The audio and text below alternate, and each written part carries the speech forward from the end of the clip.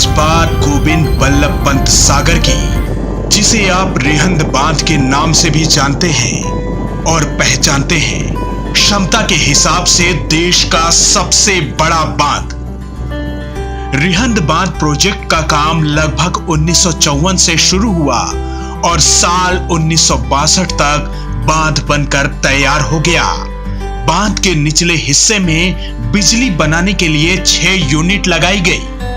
एक यूनिट से 50 मेगावाट बिजली का उत्पादन होने लगा। ऐसे में सभी 6 यूनिट के काम करने पर 300 मेगावाट बिजली उत्पादन होने लगी।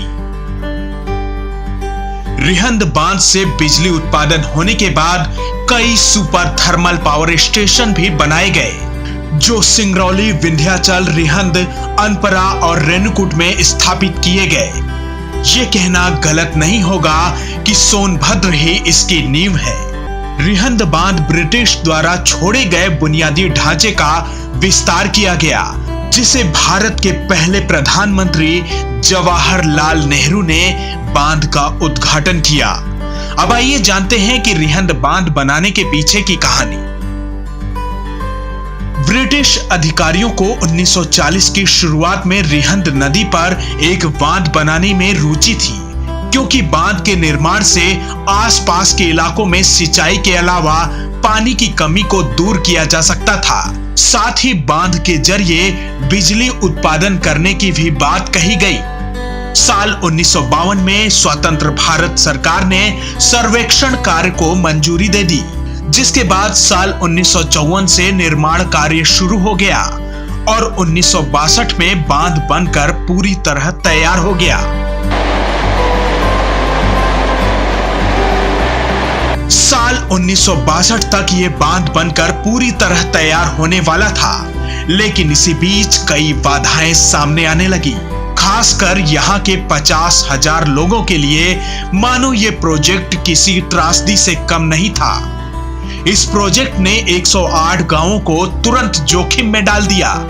इसके बावजूद सरकार ने उनके पुनर्वास की कोई व्यवस्था नहीं की। साल 1961 के मई और जून महीने में इस प्रोजेक्ट का भारी विरोध शुरू हो गया। इस विरोध में करीब 20,000 से अधिक लोग शामिल हुए। रिहंद प्रोजेक्ट का काम रुक गया, जिसके बाद स्थानीय उपायुक्त ने प्रदर्शनकारियों को नोटिस भेजकर 24 घंटे के अंदर घर छोड़ने की बात कही। इस दौरान करीब 2000 से भी अधिक पुलिस बल तैनात रही।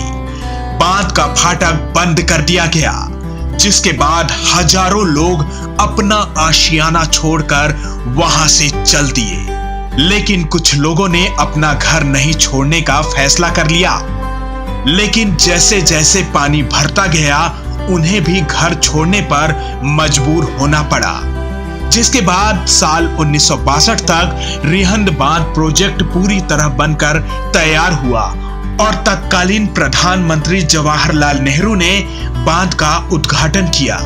कुछ साल बीते ही थे कि एक बार फिर ग्रामीणों को दोहरी मार झेलनी पड़ी। 1965 में कोयला खदान खोलने के लिए ग्रामीणों को फिर से घर से बेघर कर दिया गया। 1980 में थर्मल पावर प्रोजेक्ट पर नेशनल थर्मल पावर कॉर्पोरेशन टूट गया और साल 2009 में एक बार फिर जब एसआर पावर ने एक नए संयंत्र पर जमीन तोड़ी, 5 बार विस्थापित होने के बावजूद रिहंद के निर्माण के लिए मजबूर परिवारों को नया आशियाना नहीं मिल सका। लेकिन गोविंद बल्लभ पंत परियोजना प्रोजेक्ट से कई कंपनियां स्थापित की गई और आज लाखों लोगों को रोजगार मिला और सोनभद्र को पावर प्लांट के लिए कैपिटल ऑफ इंडिया कहा जाने लगा। ऐसी रोचक जानकारियों के लिए देखते रहिए पूर्वांचल सोनभद्र।